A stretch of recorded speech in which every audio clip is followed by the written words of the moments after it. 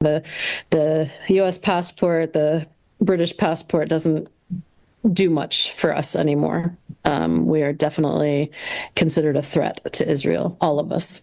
So just something to know. Yeah, and al-Khair is a village of refugees from the 1948 Nakba. They came here to this land after 48 and established al-Khair.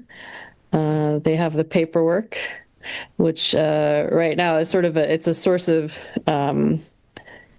it's sort of a tragic thing to remind oneself of, because we like to think we're living in systems of law and order, and you have you have evidence of a murder, you have video footage of a murder, you have evidence of land ownership. None of these things matter here. It is all like some dystopian science fiction where there are many security forces operating every day, but no rules whatsoever.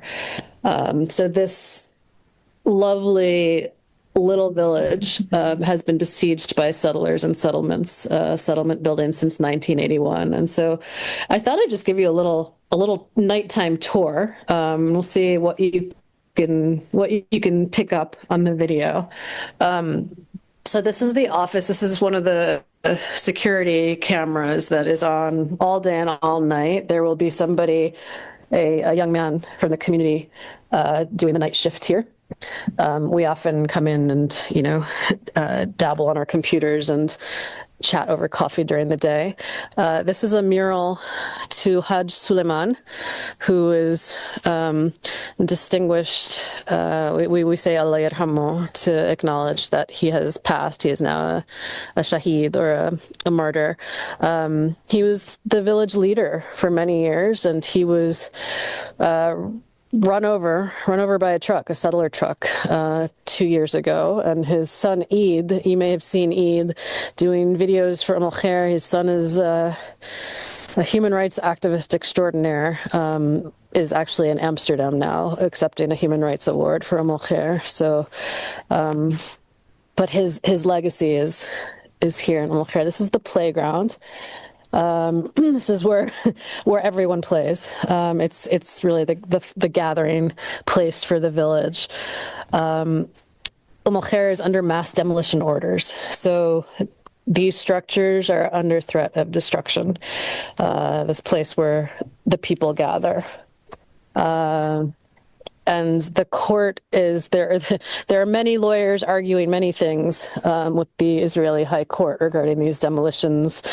For those of you in the U.S., you may know that 108 members of Congress signed a letter to Benjamin Netanyahu pleading with him to stop the demolitions in al-Khair. It's kind of remarkable. 108 members of Congress can't even agree that there's a genocide happening in Gaza, but at least they are saying that these mass demolitions shouldn't happen in al-Khair. This is the basketball court, and this is where our dear friend Awdah Hathaleen was murdered about 4 months ago. You can kind of see. Let me get a little closer. So this is where he was shot. This is sort of a dirt ring to mark where he was shot. There's still blood on the floor. He was actually recording on his cell phone.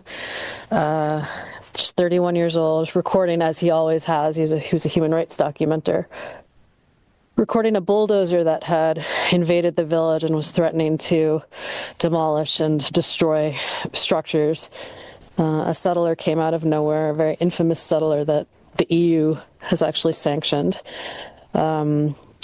had been sanctioned by the US, named Yinon Levy. And Yinon had a pistol, a loaded pistol, started waving it around. And many of you have probably seen the footage of that, and killed Awdah just on the spot.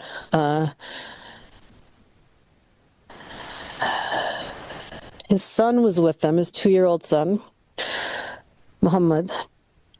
And I've been spending a lot of time with Mohammed's mother, Awdah's widow. For those of you who work in trauma and psychology and social work, you'll know that witnessing in a horrific event like that.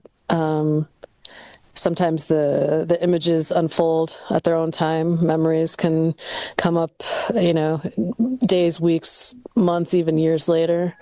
And so it's quite heartbreaking seeing little 2-year-old Hamoudeh remember what happens to his father. He has a very good memory.